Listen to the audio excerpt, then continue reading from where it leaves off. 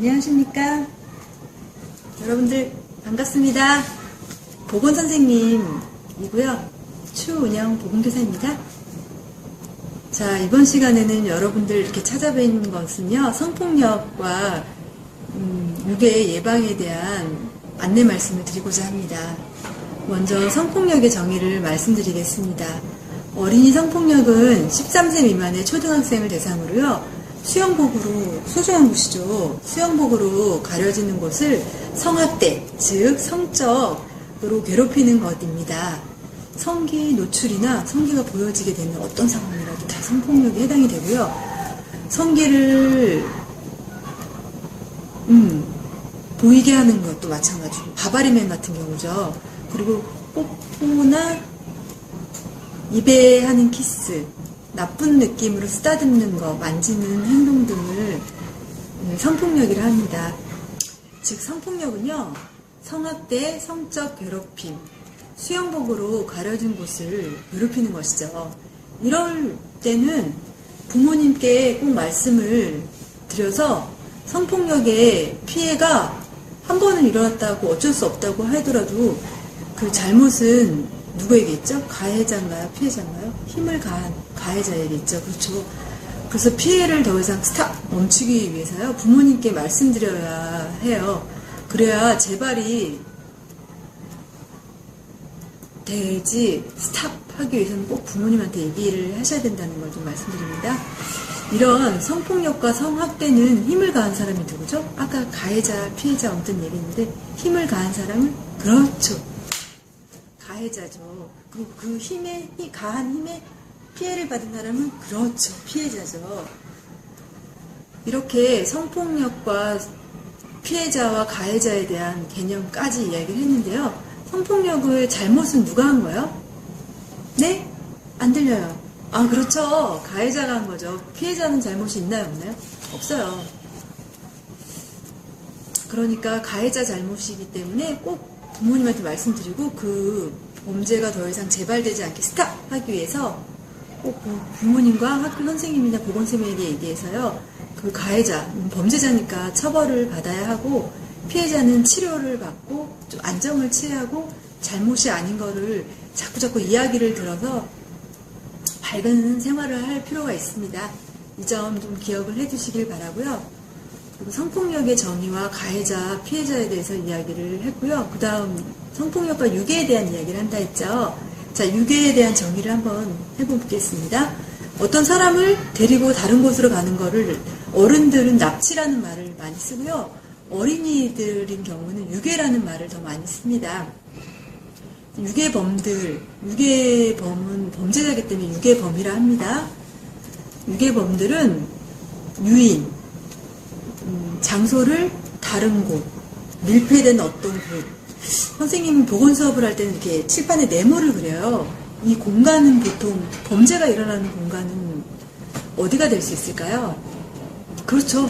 범죄자의 집, 가해자의 집이 될 수도 있고, 택배나 뭐 이런 물건이나 뭐 짜장면이나 치킨 배달 같은 거가 그런 배달하는 상황에서 이루어진다면, 피해자의 집도 밀폐된 공간, 범죄가 일어나는 공간일 수 있기 때문에 택배나 뭐 이렇게 음식 시켜 먹는 거는 조금, 택배 같은 경우는 사람이 없는 척하라고 권장을 저희가 보건 선생님이 하고, 권장하는 지침이 그렇습니다. 그렇게 해서 가해자의 집이 밀폐 공간일 수 있고요. 또 지하 주차장이나 인적이 뜸한 뒷골목, 그리고 사람이 살지 않는 폐가 같은 곳이 이 밀폐된 공간일 수 있는데, 이 가해자랑 피해자 중에 이 밀폐된 공간에 들어간다면 누가 더 힘이 세질까요? 그렇죠. 가해자가 힘이 세지고 피해자가 더 힘이 약해요. 왜냐하면 소리를 지른다거나 했을 때 밀폐된 공간에서는 밖으로 소리가 나가기도 좀 힘든 상황이고요. 그리고 그 집 구조는 더 가해자가 일단 물색했던 곳인 확률이 더 높은 거로 조금 가해자가 힘이 세지고 피해자는 힘이 약해지는 경향이 있다라는 거. 즉, 유괴, 돈을 목적으로 하는지, 뭐 또는 성폭력을 목적으로 하는지, 다른 원한, 화가 나거나 뭐 이런 것 때문에 유괴, 데리고 가려고 하는 이유는 다양해도요, 꼬임, 유인을 하는 행태는 조금 사례는 다양하긴 해도 비슷해요. 유인, 그 밀폐된 공간으로 데려가려고 유인하는 그런 상황이 중간에 꼭 일어나요. 성폭력이나 유괴 전 단계가요. 그 유인 단계.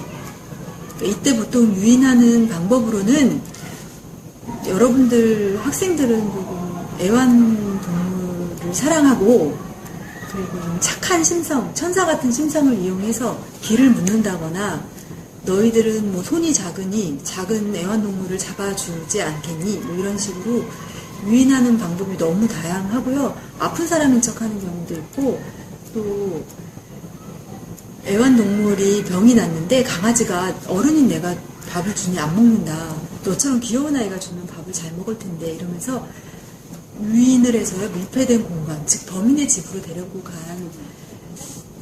범죄자도 있었거든요. 여러분들도 조금 이 유인의 단계가 조금 위험하고 어쩌면 이 유인의 단계에서 범죄에서 모면 벗어날 수 있다는 걸 이번 시간에 얘기를 하는 건데요. 일단 어른들은 낯선 사람을 경계를 하라고 하는데요. 정작 범죄가 일어나는 걸 보면 낯선 사람이었지만 나에게 다가와서 친근한 사람이 되면 친구들은 아는 사람이라고 표현을 해요. 근데 지금 이야기를 해서 규칙을 우리가 이제 가지고 갈 것인데요. 낯선 사람이 다가와서 친근한 사람이 된 사람은 유괴범이에요. 잊지 마세요. 세 글자로 유괴범이라고 해요. 자, 낯선 사람이 다가와서 나에게 친근한 사람이 된 걸 세 글자로 뭐라고 한다고요? 그래요. 유자로 시작해서 범자로 끝나면 그래요. 유괴범. 이 유괴범이라는 걸 이제 알았으니 여러분들이 따라가거나 혹시 손잡고 가더라도 자꾸자꾸 생각하셔야 될 게 이거예요. 내가 밖에 왜 나와 있지? 학원 가는 길이었나? 집에 가는 길이었지? 아, 친구랑 노는 중이었는데? 이것만 자꾸 생각을 하면 학원을 가려고 했으면 학원을 가야 하고 집에 가는 길이었으면 집으로 가야 하는데 친구랑 놀던 중이었으면 놀아야 하는데 낯선 사람을 따라서 어디론가 가는 거는 누굴 따라간다고 얘기를 했었죠 방금? 그렇죠. 유괴범을 따라가는 것과 마찬가지이기 때문에 여러분들 정말 잘 기억을 해두셨다가 내가 지금 누구랑 이야기를 하고 있지? 유괴범이네. 아저씨 저 지금 너무 바빠요. 아줌마 저 지금 학원 가는 길이에요. 아줌마 저 지금 친구랑 뭐 하고 있는데 지금 빨리 가봐야 돼요. 엄마가 기다리신단 말이에요. 이러면서 확 사라져버리면 이 유괴범이 뭐지? 이러면서 다른 아이 다시 물색해봐야겠다. 이런 식으로 좀 모면할 수 있을 상황이 되는 거예요. 여러분들 낯선 사람이 다가와서 친근한 사람이 됐다. 이거 누구라고요? 그래요. 유괴범이에요. 유괴범이 노리는 거는 밀폐된 공간으로 집이나 지하주차장이나 인적이 드문 뒷골목이나 산이나 또는 지하실 이런 데로 데리고 가는 걸 원해요. 그렇기 때문에 밀폐된 공간에 가해자가 힘이 세지고 피해자는 힘이 약해지니까 여러분들이 그 전에 모면 벗어나고 빠져나와야겠다는 거를 이번 시간에 기억을 해두시기 바래요. 자, 낯선 사람이었는데 나에게 다가와서 친근하게 대하는 건 누구라고요? 그래요. 유괴범이라는 거. 잘 기억을 해두시고요. 이렇게 성폭력과 유괴범에 대해서 이야기를 했고요. 그리고 유괴를 어떤 친구의 사례인데 유괴범이 입을 막고 6학년 여학생을 끌고 가려고 했는데요. 이 친구가 살려주세요, 살려주세요 얘기를 하면서 막 울고 막 이렇게 발버둥을 치면서 눈물과 콧물 막 침 막 이렇게 나온 거예요. 근데 유괴범이 이렇게 분비물이 묻을 거라까지는 생각을 못했었는지 너무 당황스럽고 이 친구가 그래서 너무 더러워서 이렇게 놓고 가버린 사건이 있었거든요. 여러분들도 이렇게 누군가가 낯선 사람이랑 내가 어디론가 가고 있다면 그 상황이 밀폐된 공간으로 이동하고 있는 그 상황이 모면 벗어날 수 있는 기회라는 걸 알고요. 예전에 호랑이굴에 잡혀가도 어떻게 하면 살 수 있다고 그런 속담 있죠. 정신 똑바로 차리면 살 수 있다고 했죠. 여러분들도 항상 생각에 생각을 거듭해서 좀 좋은 생각, 좋은 아이디어를 조금 모면하는 방법으로 가지고 있었으면 좋겠고요. 그리고 또 유괴가 일어나고 한 3시간 정도가 생명이 위험한 고비의 시간이래요. 근데 어떤 친구는 기질을 발휘한 초등학생은 밀폐된 공간에 함께 가해자랑 피해자랑 같이 있음에도 불구하고 이야기하고 먹을 거 먹고 잘 지내고 편안하게 지내서 일단 자기 생명과 안전을 조금 스스로 찾았고요.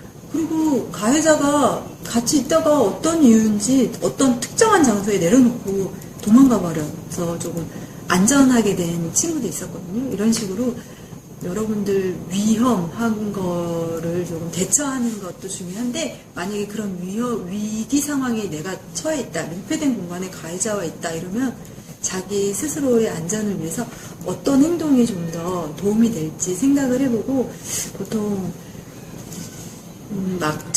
많이 같이 있는 공간에서는 오히려 이야기하고 편안하게 있는 게 가해자가 좀 편안해하는 상황인 것 같더라고요. 이렇게 기지를 발휘해서요, 안전하게 빠져나온 친구의 이야기를 들은 말이에요. 선생님도 다 큰 어른이긴 한데요, 누군가가 선생님 질질 끌고 가면 어떡하지 이런 생각 간혹 하거든요. 이럴 때는 살려주세요 해서 다른 사람들이 살려달라고? 살려줘? 그러면 119에 전화해야지. 경찰서에 전화해야지. 112? 이렇게 신고를 할 수 있는 그런 도움 요청법. 살려주세요가 제일 좋거든요. 보건선생님도 항상. 그리고 누군가가 살려달라고 그러면 112에 경찰서에 신고를 해서 도움을 받을 수 있도록 돕는 거, 그런 거 참 중요하고요. 또 하나는 친구들이 이렇게 가고 있는데 낯선 사람이랑 이야기를 하고 있는 동생이나 친구를 보면 좀 위험한 상황인데 그 친구가 잘 모르는 상황이잖아요. 낯선 사람이랑 이야기를 많이 하고 있으니 여러분들 어린이는 좀 친절해야 된다는 게 좀 머리에 박혀서 그런데, 싫은 건 싫다라고 강하게 얘기를 해야 돼요. 싫어요. 난 싫어요. 저리 가세요. 싫어요. 저 갈 거예요. 뭐 이런 거를 좀 기억을 좀 해주셨으면 좋겠고요. 친구가 또는 동생이 낯선 사람이랑 얘기를 하고 있다면, 친구야, 엄마한테 전화로 허락은 받았니? 뭐 이렇게 얘기를 하고 빠른 걸음으로 벗어나는 게 도움이 되고요. 대신 좀 떨어진 다음에 112 경찰서에 신고를 한다거나 주변 어른들한테 제일 낯선 사람이랑 얘기를 해요. 위험한 것 같아요. 라고 알려줘서 그 친구도 안전을 조금 도와주는 게 좀 도움이 많이 될 것 같습니다. 서로가 서로를 돌보는 그런 문화를 위해서 말이죠. 선생님이 얘기 쫙 했는데, 한 가지 성폭력이 일어나려고 하고 내가 싫은 느낌이 들면 싫어요 라고 강하게 말을 해야 돼요. 하지 마세요. 하지 말라니까요. 이 정도 이렇게 소극적인 걸로는 가해자들이 좋아하는 태도예요. 그래 내가 너를 성폭력을 하면 괜찮을 좋을지도 몰라라고 착각을 하는 거거든요. 근데 싫은 거는 싫다라고 말을 하고요. 싫다라는 게 저 상대방에게 어필이 되도록 싫어요! 하지 마세요! 싫다고요! 이렇게 분노를 표현할 수 있는 강한이가 되시길 바랍니다. 어른인 선생님도 좀 힘들 수는 있긴 하지만, 보건선생님이 여러분들에게 이렇게 방송으로 이렇게 대규모로 방송 수업으로라도 해서 여러분들이 알아줬으면 하는 게 이거예요. 싫은 느낌일 때 싫다라고 강력하게 말할 수 있는 우리 친구들이 될 수 있으면 좋겠고요. 이미 밀폐된 공간에 가해자랑 나랑 단둘이 있으면 내가 좀 더 안전한 방향으로 행동해 줬으면 좋겠다라는 거. 그리고 성폭력은 일어나서는 안 되는 범죄이긴 하는데요. 어떤 이유로 일어나고는 하는 범죄이기 때문에 여러분들 서로가 서로를 함께 돌보는 시스템으로 우리 학교 어린이들이 건강한 유년 생활을 좀 했으면 좋겠습니다. 방송으로 성폭력과 유괴에 대한 대처, 이것을 마무리하겠습니다.